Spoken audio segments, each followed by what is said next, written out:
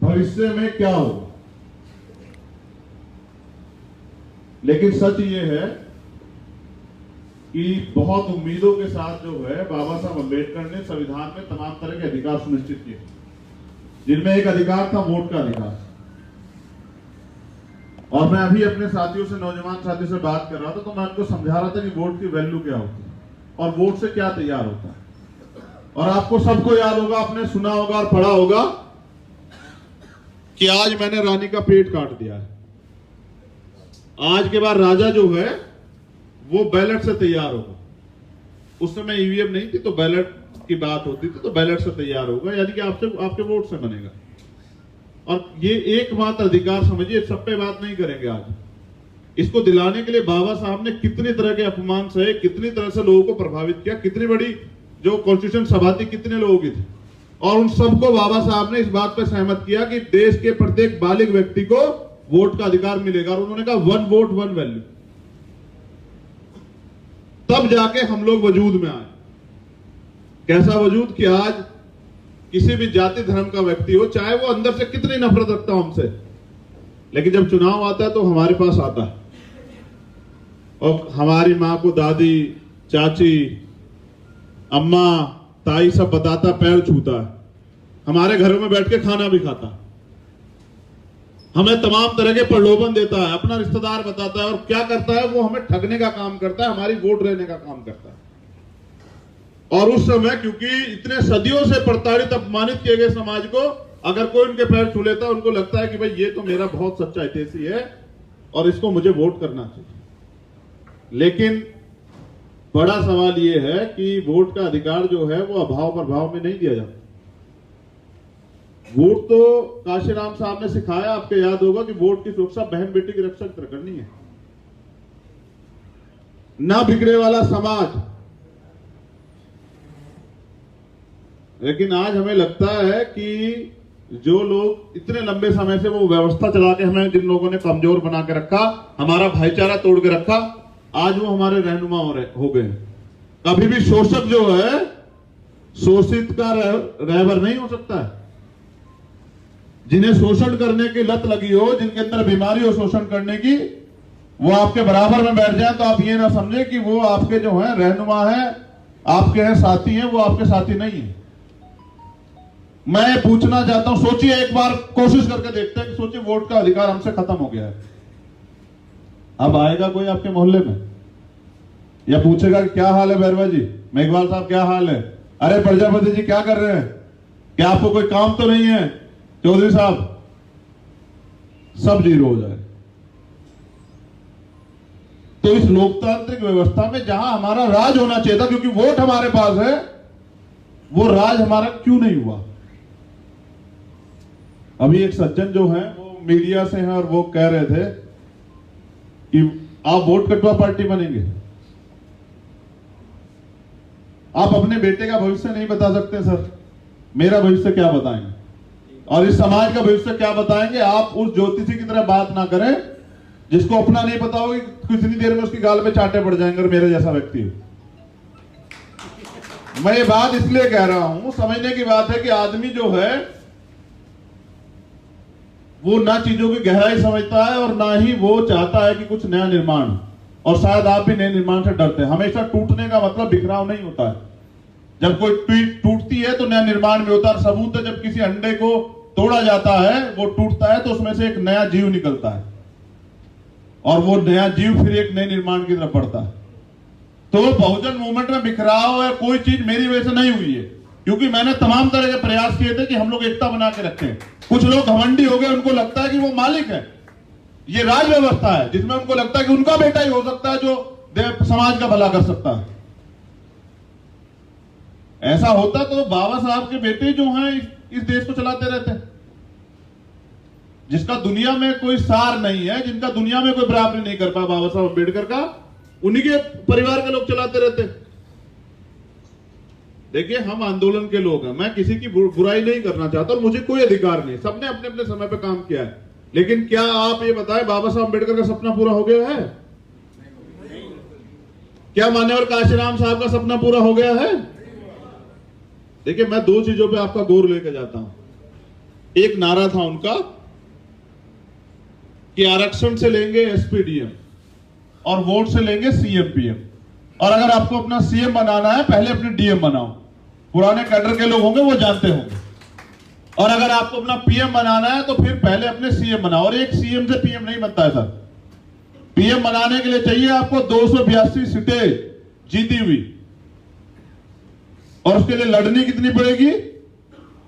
और जहां तक मैं जानता हूं, अगर आप परसेंटेज वो भी लेना रिजल्ट, तो पूरी 500 की 543 की 543 लड़नी पड़ेगी, तब जाके बनेगा 44। समझ रहे हैं? तो एक राज्य से कभी पीएम नहीं बन सकता है, लेकिन हम लोग सपनों में हैं। मेहनत हम करते नहीं है, रिजल्ट खराब आता है तो हम कहते हैं कि ईवीएम से हरा दिए। चलिए मानते हैं ईवीएम, कितने लोग मानते हैं इफेक्टेड है कि ईवीएम से वोट की चोरी हो रही है?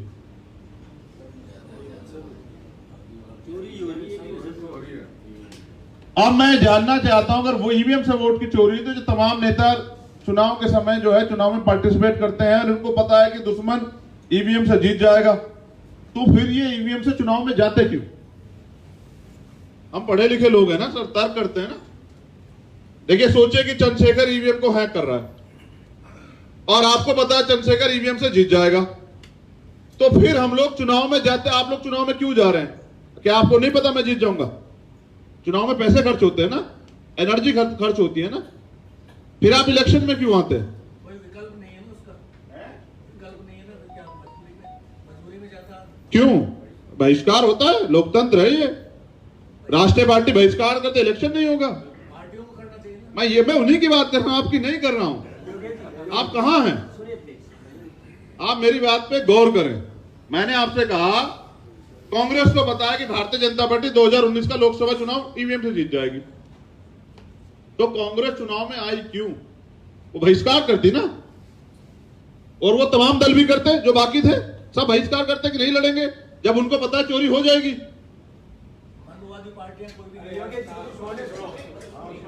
ये कह के काम नहीं चलता है सर। बादाम खाने से अकल नहीं आती सर, ठोकरे खाने से अकल आती है। जब आप 2014 में हारे, जब आप 2019 में हारे, और फिर आप इलेक्शन में प्रत्याशी घोषित करने लगे अभी से और कह रहे ईवीएम से वोटों की चोरी हो जाएगी। क्या मैं आपको एक चीज बताता हूं, बहुत काम की बात है। आप सब लोगों ने पाला है, मैं जानता हूं। आप अपने बच्चे पे पूरी मेहनत करते हैं, उसको पढ़ाते हैं, सारी चीजें करते हैं, उसको सारी सुविधाएं देते हैं, और वो क्या करता है, एग्जाम से पहले कहता है कि मैं बहुत अच्छी तैयारी कर रहा हूं। फिर वो एग्जाम में जाता, क्योंकि वो मेहनत नहीं करता है, वो जाता है सिर्फ वो किताब जो है आपको दिखाने के लिए उठाता है, और वो कहता रहता है कि मैं बहुत होशियार हूं। जब वो एग्जाम में जाता है तो जब सिलेबस से कुछ नहीं आता ना उसने पढ़ा है, तो रिजल्ट जो है ऑटोमेटिक खराब आएगा। ये एक नियति।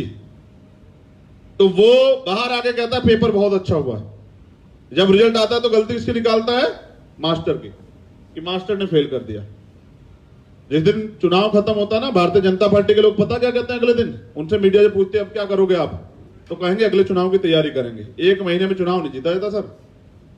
चुनाव जीतने के लिए आपका बूथ तक का संगठन होना चाहिए, और उसमें एनर्जी होनी चाहिए कि हम सरकार बना सकते हैं, तब जाके आदमी जो है काम करता है।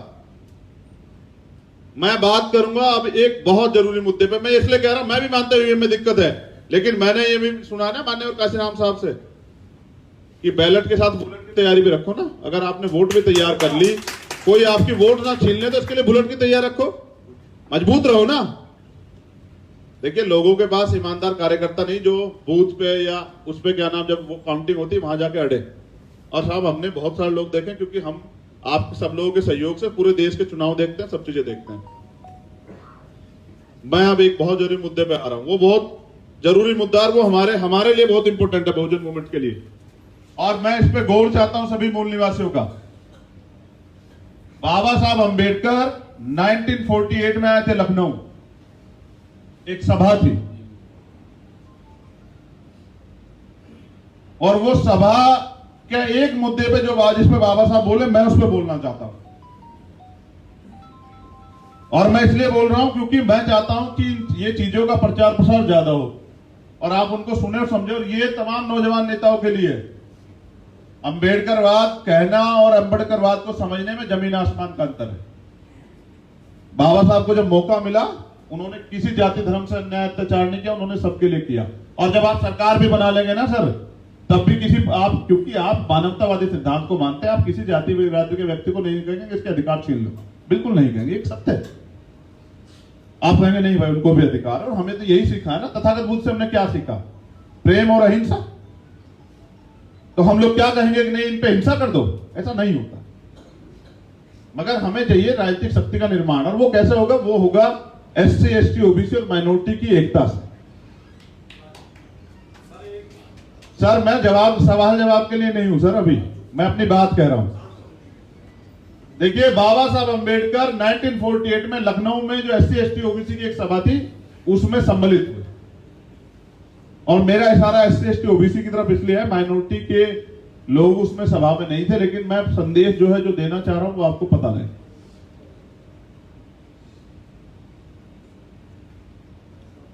बाबा साहब अंबेडकर ने बताया कि लोकतंत्र जो है वो 99% सहमति का काम नहीं, कि अगर आप लोगों में 99% सहमति हो तभी जो है आप लोग राजनीतिक रिश्ते बनाएं। इस व्यवस्था ने जो जाति व्यवस्था बनाया और जाति का जो दंश बनाया, जाति का जो गर्व बनाया, घमंड बनाया, उसने किया क्या है?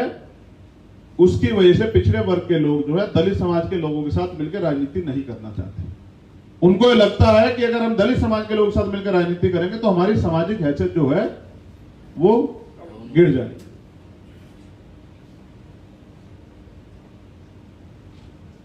और ये मैंने कई बड़े पैमाने पे देखा, इसलिए वो हमारे साथ राजनीति करने से अच्छा वो अपर कास्ट के लोगों के साथ मिलकर राजनीति करते हैं, जबकि अपने एजेंडे उनके वहां कहीं ना वो बोल सकते ना उनको आजादी। और इसका सबूत है 131 MP सदन में SC ST के जो वहां होते भी एक मुद्दे पे नहीं बोल सकते हमारे। मैं फिर वापस आके बताना चाह रहा हूं आपको कि बाबा साहब अम्बेडकर कहते हैं कि अगर लोकतंत्र में 51% सहमति बहुत होती है, अगर 51% मुद्दों पे हमारे विचार आपस में मिलते हैं तो हमें मिलकर राजनीति करनी चाहिए। आप समझिए, लोकतंत्र को समझ तो लीजिए ना। 100% वोट है, अगर 51% आपके पास है तो कौन जीतेगा? वो जीतेगा जिसके पास 51% है। बाबा साहब अम्बेडकर कहते हैं कि मैं पिछड़े वर्ग के लोगों से उनकी धार्मिक पहचान नहीं छीनना चाहता हूं, ना ही मैं इस बात का पे भी वो करता हूं कि वो हमसे रोटी बेटी का रिश्ता करें। मैं बस ये चाहता हूं कि क्योंकि पिछड़े वर्ग के लोगों के और दलित समाज के लोगों की जो राजनीतिक समस्या है, अधिकारों की जो लड़ाई है वो एक जैसी है, उनकी हालत भी एक जैसी है, तो उनको मिलकर राजनीतिक संबंध बनाने चाहिए और इस देश की सत्ता पे जो है अपने आप को काबिज करना चाहिए। अब हमारा जो ये जो नया अम्बेडकर वादा है वो कहता है अरे पिछड़े वर्ग के लोग तो भाई बाबा साहब को नहीं मानते, वो तो इसको नहीं मानते, वो तो धर्म की बात करते हैं। भाई आप कौन होते हैं जब कॉन्स्टिट्यूशन का आर्टिकल 25-26 है, आप कौन होते हैं किसी का धर्म छीनने वाले? क्या तो आप बाबा साहब को नहीं मानते? बाबा साहब ने कॉन्स्टिट्यूशन आर्टिकल 25-26 दिया ना। कोई वकील साथी होंगे तो जानते होंगे 25-26 में लिखा है धार्मिक आजादी। भाई कोई किसी धर्म को माने, आप तो अपने बेटे की सुख का वो भी नहीं कर सकते हैं। हमें इस देश में राजनीतिक सत्ता में आने के लिए बैकवर्ड के लोगों के, माइनॉरिटी के लोगों के सहयोग की जरूरत है। इसलिए हमें चाहिए कि हम उनके साथ संबंध बनाएं, राजनीतिक संबंध।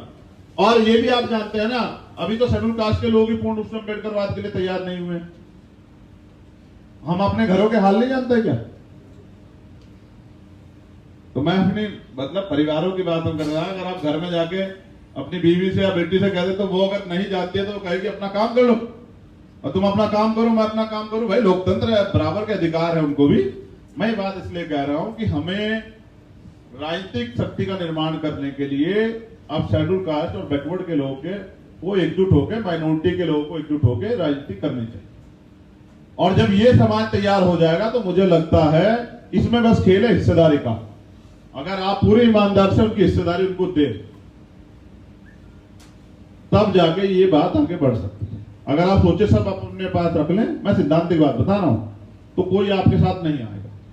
और आप अब महसूस कीजिए भारतीय जनता पार्टी के आपके काम को। आप उनके नेता चेक करिए, चलिए यहीं राजस्थान में चेक करिए कितनी जातियों के नेता उनके पास होंगे प्रदेश स्तर पर, और कितनी जातियों के नेता उनके पास होंगे राष्ट्रीय स्तर के, और कितने लोगों को उन्होंने टिकट दिए होंगे अलग अलग जातियों में, और कितने लोगों को उन्होंने पदाधिकारी बनाया होगा, कितने लोगों को राज्यसभा और विधान परिषद भेजा होगा, तमाम तरह की उन्होंने वो दी होगी।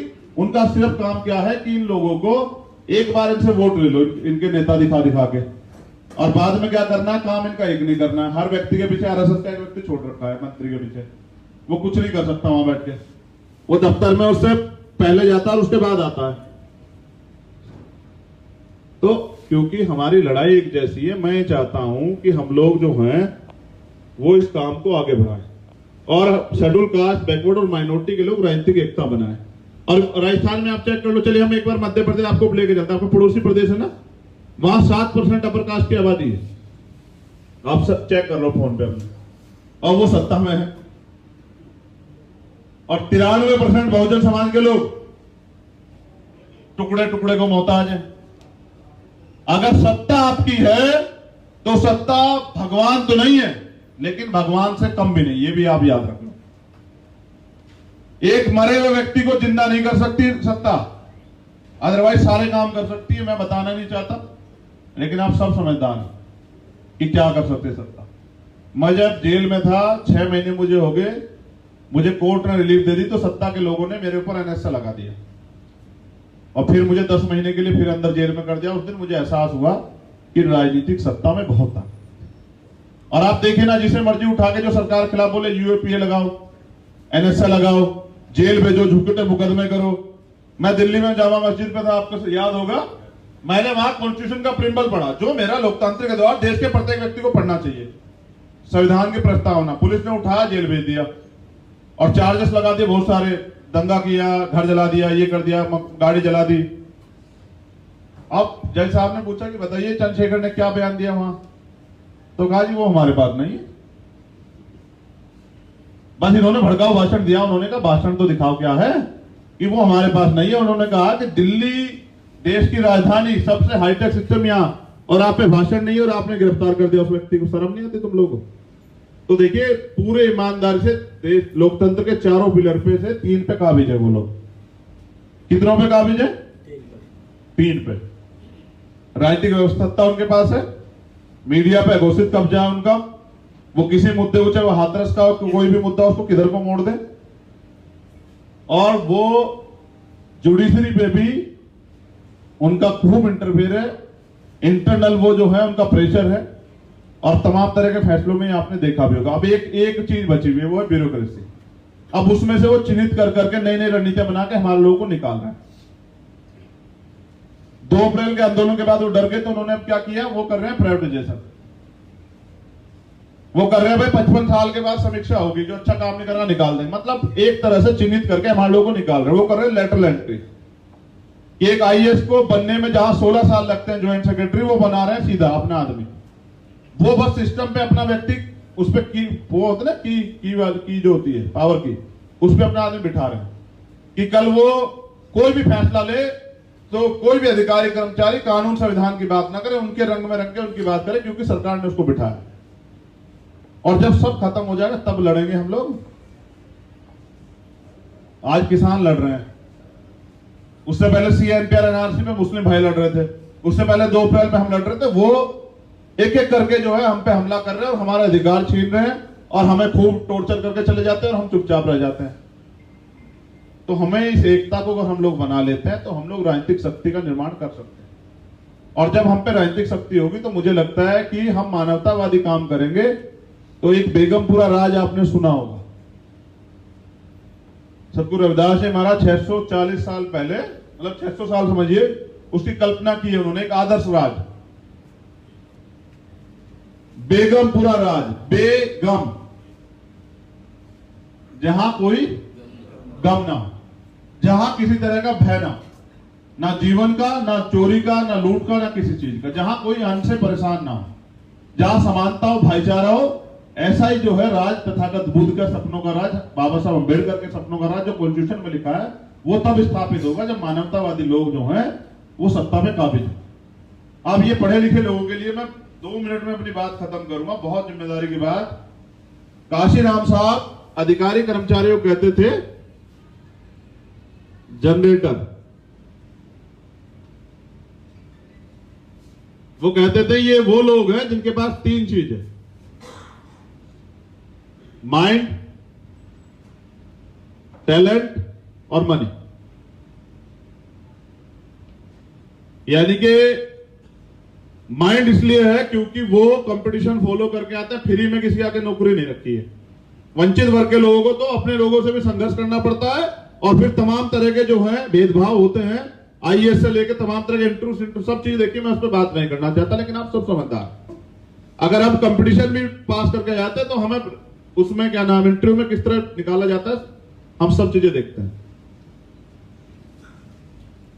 तो उनके पास है माइंड, दूसरा उनके पास है टैलेंट।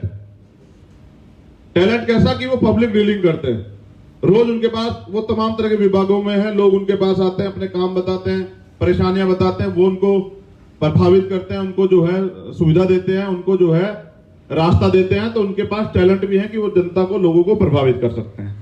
और तीसरी बड़ी ताकत है उनके पास मनी, कि वो मोहताज नहीं है किसी के भी, किसी के आगे हाथ फैलाएं, या किसी, एक नारा था ना उनका कि जो सहारा देगा वो इशारा भी देगा। तो उनको किसी के सहारे की जरूरत नहीं, वो अपने काम को जिम्मेदारी से कर सकते हैं। ये 3 चीज पाया हुआ समाज का जनरेटर अगर समाज के लिए काम करेगा तो समाज में चीजें जनरेट होती रहेंगी, यानी कि वो चीजें जो है सर्कुलेट होती रहेंगी और आगे बढ़ती रहेंगी, और हमारे लोग समझदार होते रहेंगे। और अगर हमारे लोग इतने समझदार बिना करे हो जाएंगे तो फिर वो अपनी राजनीतिक शक्ति को पहले अपने आप समझ जाएंगे, फिर उन्हें मेरी, आपकी या किसी की जरूरत नहीं। मैं चाहता हूं जो यहां पुराने जिम्मेदार लोग बैठे हुए हैं, जो अधिकारी कर्मचारी रिटायर हुए हैं, कि वो मिशन 78 के काम को यहां स्टेट की बॉडी को बनाने का काम करें और वो स्टार्ट करें। वोट यहां हमारा ही है सारा, चाहे वो जाट समाज का हो, गुर्जर समाज का हो, चाहे वो प्रजापति समाज का हो, कच्छप समाज का हो, पाल समाज का हो, या और भी कोई समाज हो बैकवर्ड का, चाहे शेड्यूल कास्ट की कोई भी जाति हो, चाहे माइनॉरिटी का कोई भी वो हो, लेकिन हमें उसको तैयार करना पड़ेगा, हमें उनके नेता बनाने पड़ेंगे। हमें उन तमाम तरह के नेताओं को जो है स्टेट में और जिलों में उन सबको उनका प्रतिनिधित्व देना पड़ेगा, तब हमारा काम चलेगा। और हम पे ज्यादा जिम्मेदारी है। क्यों? क्योंकि जब संविधान नहीं था तब तो हमने गुलामी काटी है, कि भाई हमारे गलों में जो है वो हांडियां होती थी और पीछे पंठे होते थे, तब तो हमने काटी है। लेकिन जब संविधान आया और हमें मौका मिला, हमने कुछ कर दिखाया, हमने अपने जीवन को मजबूत किया, हमने नौकरियां में हम लोग आए, हमने अपने बच्चों को पढ़ाकर डॉक्टर इंजीनियर बनाने का काम किया, और हमने अपनी पहचान बनाई, हमने अच्छे घर बनाए, गाड़ी ली, तमाम तरह की सुविधाएं हमें मिलने लगी। तो हमारे जीवन में, सोसाइटी में एक जो है जोश जुनून आया। अब सोचिए अगर आज वो आपसे छीन लिया जाए और संविधान नहीं रहेगा तो छीन ही जाएगा। भाई संविधान अगर हटता है तो कौन सा कानून लगेगा?